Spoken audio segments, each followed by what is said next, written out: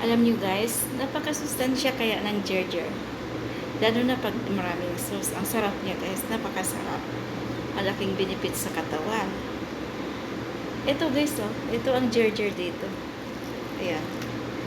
Ito yung kinakain ng hilaw. Masarap ito guys. Nung una ako dito, hindi ako kumakain. Pero malaunan, masarap na pala siya. Masarap siya kahit samsamin mo lang. Ewan ko lang kung nasa Pilipinas to. Promise, masarap siya guys. Tapos, ang dami nitong benefit sa katawan. Ginagawa namin tong salad. Ayan, kainin lang siya ng hilaw. Lagyan ng suka or anong gusto mong ilagay na sauce. Ang sarap niya. Masustansya. Kaya tandaan nyo guys, pag OFW nagsabi masarap kumain ng Gerger, ito yon. Ito yon ha, tandaan nyo yan.